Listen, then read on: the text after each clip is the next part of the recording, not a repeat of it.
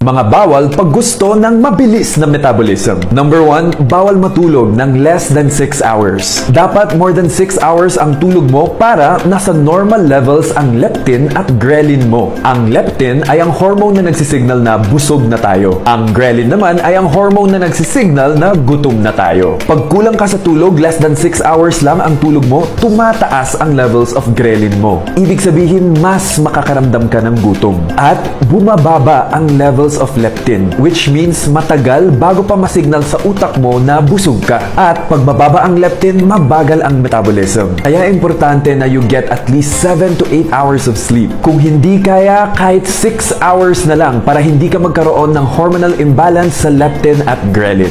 Number 2, bawal uminom ng soft drinks at kahit na anong inumin na may sugar. Kabilang na dito ang energy drinks, sports drinks, powdered drinks, tulad ng juice at iced tea, at pati na rin yung mga kape na binibili nyo sa coffee shops na matatamis. Pag araw-araw ka umiinom ng mga artificially sweetened drinks, bumabagal ang metabolism. Bakit? Ito ay dahil sa excess fructose. Fructose is okay, pero pag sobra, it's not okay. And lahat ng favorite soft drinks mo ay sobrang taas ang fructose content. May dalawang nangyayari sa fructose pagdating nito sa liver. Maaaring ma-convert ito into glucose para magamit ito for energy, pero pag nakaka 1 liter ka ng matatamis na inumin per day, mas to store ito sa liver bilang taba, at pag madaming taba sa liver, babagal talaga ang metabolism mo. Importante ang liver sa metabolism, siya ang nagbe-breakdown ng carbohydrate, fat, and protein, pero paano niya magagawa yun kung nilulunod mo siya ng fructose araw-araw? Number 3, bawal mauhaw. Pag nauuhaw, uminom ng tubig. Napakasimpleng bagay ang uminom ng tubig, pero kasi mahilig kayo sa masasarap. Ang masarap sa dila mo, hindi naman automatically masarap din sa liver at kidneys mo eh. Kung naniniwala ka sa self-care, part of that is taking care of your organs. Pag nauuhaw ka, you crave for soft drinks kasi masarap, pero isipin mo naman yung liver at kidneys mo. Ang nasasatisfy ng soft drinks ay ang cravings mo,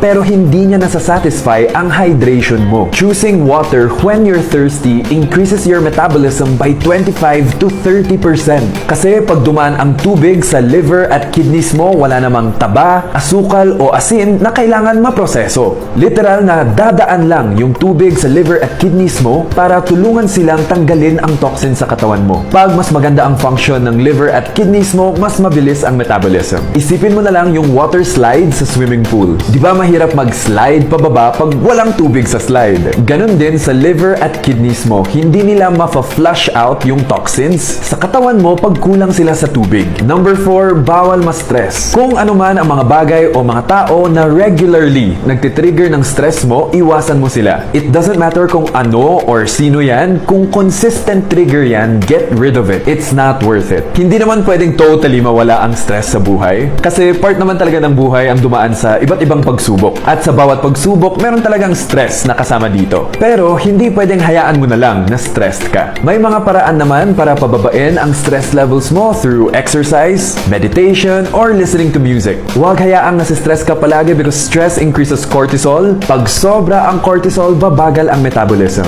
Work hard but don't forget to rest. Tas ang may alam. Hanggang sa susunod, take care.